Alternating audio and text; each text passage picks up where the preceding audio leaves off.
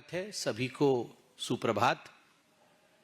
आज का ये प्रेस कॉन्फ्रेंस जिस प्रकार से 2026 का ये मॉनसून सेशन पार्लियामेंट में चल रहा है और जिस प्रकार से मॉनसून सेशन को खास करके कांग्रेस पार्टी और उनके साथ कुछ सहयोगी दल बाधित कर रहे हैं, उस विषय को लेकर है। करोड़ों रुपए खर्च होते हैं एक सेशन के ऊपर। सभी प्रश्न लेकर आते हैं, वो चाहते हैं कि प्रश्न पूछा जाए, मंत्रालय जवाब दे, उनका क्षेत्र उन्नति करके आगे बढ़े। मगर जब से सदन आरंभ हुआ है, क्वेश्चन आवर पार्लियामेंट में हो नहीं रहा है। 0 आवर के लिए पार्लियामेंट में बाधाएं उत्पन्न की जा रही है। लगभग किसी बिल पे चर्चा नहीं हो रही है। इसके पीछे का कारण आपने कांग्रेस के और कांग्रेस के कुछ इंडिया अलायंस के दलों के व्यवहार को देखा है। मुझे तो उनके डबल स्टैंडर्ड्स पे आश्चर्य होता है। कल हमने दोपहर में टीवी में देखा कि मल्लिकार्जुन खड़गे जो राष्ट्रीय अध्यक्ष हैं कांग्रेस पार्टी के, उनके बेटे प्रियंक खड़गे जी ने कर्नाटक में हुए पेपर लीक के ऊपर पुलिस कांस्टेबल भर्ती, उसमें जो घोटाला हुआ, उसमें जो अनियमितताएं हुई हैं, गड़बड़ियां हुई हैं, उसको लेकर जब छात्रों ने आंदोलन किया और मीडिया के बंधुओं ने प्रियंक खड़गे जी से पूछा कि क्या आप इसकी जिम्मेदारी लेंगे, क्योंकि आप गृह मंत्री हैं और आपके अंतर्गत ये सब कुछ हो रहा है, तो बड़े अहंकार से प्रियंक खड़गे जी ने कहा कि ठीक है, पहले छात्रों को 25 दिन उपवास करने दो, 25 दिन का हंगर स्ट्राइक करने दो, फिर हम लाठीचार्ज करेंगे और उसके बाद मैं अपने रेजिग्नेशन के विषय में चिंता करूंगा। और इस पर अभी तक राहुल गांधी जी की चुप्पी है और मैं दावे के साथ कहना चाहूंगा कि आज भी वो पार्लियामेंट शायद चलने नहीं देंगे। मगर यह जो डबल स्टैंडर्ड्स है कांग्रेस पार्टी का, मल्लिकार्जुन खड़गे जी राज्यसभा में खड़े होकर उन्होंने घंटों भाषण दिया। अच्छी बात है, कम से कम चर्चा तो हुई। मगर जब उसी विषय पे जब उनके सुपुत्र कर्नाटक में इस प्रकार का बयान देते हैं जो कि इनसेंसिटिव है, अमानवीय है, उस पर मल्लिकार्जुन खड़गे जी और कांग्रेस पार्टी, राहुल जी पूरी तरह से चुप है। आप देखिए, झारखंड में प्रत्येक दिन सोशल मीडिया के माध्यम से हजारों लाखों छात्र किस प्रकार से आंदोलन में हैं, वो आंदोलन कर रहे हैं, यह हम देख रहे हैं। और कांग्रेस पार्टी एक शब्द झारखंड में आंदोलन में बैठे छात्रों के पक्ष में बोलते नजर नहीं आ रही है। पार्लियामेंट में उस विषय को उठाते नजर नहीं आ रही। एक तख्ती आपने देखा, कोई कांग्रेस का सांसद मकर द्वार पे झारखंड के एग्जाम को लेकर, जेपीएससी एग्जाम, जो 14वां जेपीएससी एग्जाम हुआ था, पब्लिक सर्विस कमीशन का एग्जाम झारखंड का, जिसमें पेपर लीक हुई थी, उस विषय में एक तख्ती किसी भी कांग्रेसी के हाथों में देखा? किसी ने नहीं देखा, क्योंकि ये सिलेक्टिव आउटरीच है और इसके पीछे केवल राजनीतिक रोटी सेकने की चेष्टा कांग्रेस पार्टी की। आपको आश्चर्य होगा, मैं कुछ बिल्स का नाम लूंगा जो बिल पास हो गए, लोकसभा में पास हो गए, मगर उन पे 1 मिनट की भी चर्चा नहीं हुई। पास होना अनिवार्य था क्योंकि जनता का कार्य है, चर्चा नहीं हुई। जनता अनभिज्ञ है कि इन बिलों में क्या है, इस कानून में क्या प्रावधान है, जनता को कैसे लाभान्वित किया जाएगा।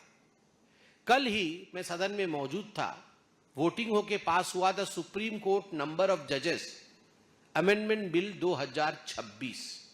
सुप्रीम कोर्ट के नंबर ऑफ जजेस को लेकर जो केस पेंडेंसी इत्यादि है उसे कैसे समाप्त की जाए, ये इतना बड़ा रिफॉर्म देश लेके आ रही है, उससे कोई सरोकार नहीं है कांग्रेस पार्टी को और अपोजिशन को। और हम सब, भूल जाइए कि मैं प्रवक्ता हूं भारतीय जनता पार्टी का, मगर हिंदुस्तानी तो हूं। हम सबको यह सोचना चाहिए कि आखिरकार इतने बड़े मसले पर हिंदुस्तान में वार्ता जानी चाहिए कि नहीं, लोगों को यह विषय पता होना चाहिए कि नहीं। Registration of birth and death amendment bill 2026, कितने दिनों के अंदर बर्थ और डेथ रजिस्ट्रेशन होना चाहिए, अगर नहीं होगा तो उसका परिणाम क्या होगा। जन्म और मृत्यु ये निरंतर प्रोसेस है जो देश में और विश्व में चलता रहता है, उसको लेकर नागरिक अपने अधिकारों को किस प्रकार वो प्रयोग करें। क्या नया कानून आया, एक मिनट की भी चर्चा नहीं होने दी कांग्रेस पार्टी और उनके अनुयायी दलों ने। क्या संदेश जा रहा है देश में? क्या यह विषय गंभीर है या नहीं? कल निर्मला जी मौजूद थी, मेरे सामने ही चर्चा चल रही थी, उन्होंने इंट्रोड्यूस किया the bankers book evidence bill 2026। ये कितना बड़ा रिफॉर्म है। सभी का सरोकार बैंकिंग से है, मगर बैंकिंग से सरोकार रखने वाले भारत की जनता को the banker books reform bill के बारे में कोई चर्चा सुनने को नहीं मिलती है, क्योंकि वहां हुड़दंग मचा हुआ है। और हुड़दंग भी कैसा, अगर हुड़दंग के पीछे सबके तरीके होते हैं। ऐसा नहीं है कि हम ऑपोजिशन में नहीं थे, हम ऑपोजिशन में थे, हमने भी ऑपोजिशन के नाते जो अपना दायित्व था उसका निर्वहन किया, मगर ऑपोजिशन के नाते पूरे देश के साधु संतों का अपमान करना, साधु के वेश में आना, साधु को चोर दिखाना। श्रावण के महीने में जब हजारों लाखों लोग कांवड़ यात्रा में निकले हुए हैं, वैसे में आप साधुओं को चोर के रूप में दिखाना, साधुओं को घसीट घसीट के लेते हुए आप जा रहे हैं, वह भी देश के सबसे बड़े लोकतांत्रिक मंदिर के प्रांगण में। एक साधु को घसीटना, साधु को मारने की कोशिश करना, ये गांव गांव तक क्या खबर पहुंचाती है? कहीं ना कहीं ये अंतर मन के अंदर गांव में ये खबर पहुंचाती है कि सारे साधु चोर हैं। जो ऐसे कपड़े पहनते हैं वो चोर हैं, जो चंदन और टीका लगाते हैं, जो त्रिपुंड लगाते हैं वो चोर हैं। चोरों को पकड़ो और उन्हें पीटो। क्या किसी भी धर्म में, यह तो सबका साथ, सबका विश्वास और सबका विकास का देश है, क्या किसी भी धर्म के धर्म गुरु के वेश में आकर इस प्रकार का प्रयोजन पार्लियामेंट के प्रांगण में किया जा सकता था? आप सोचिए, केवल हिंदुस्तान नहीं विश्व जल उठता अगर इस प्रकार से वेश बदल करके किसी और धर्म के धर्म गुरु को घसीटते हुए, पीटते हुए चोरों के रूप में दिखाया जाता। मगर आपने हिंदू धर्म का जो अपमान किया पार्लियामेंट के प्रांगण में, यह अक्षम्य है। समय बताएगा, रण अभी शेष है, समय बताएगा कि इसका नतीजा क्या होगा। मैं सिर्फ आज इतना ही कहना चाहता हूं, चाहे मल्लिकार्जुन खड़गे के अहंकार के बोल हो, चाहे झारखंड के छात्रों की अनसुनी आवाज हो और उसको सिलेक्टिव रूप से ऑपोजिशन उठा रही है, चाहे बिल्स पे कोई डिस्कशन नहीं होना, पार्लियामेंट में करोड़ों रुपए खर्च होने के बावजूद पार्लियामेंट को बंद रखना, या साधु संतों का अपमान हो, ये कहीं न कहीं हिंदुस्तान की वो दास्तां है जो सारे जनरेशन्स के लोग देख रहे हैं और सोच रहे हैं। और मैं आज बहुत विनम्रता के साथ कहता हूं, इसे गंभीरता से सोचिएगा और गंभीरता से इस पर विचार करिएगा। धन्यवाद। कोई प्रश्न हो तो अवश्य पूछिए।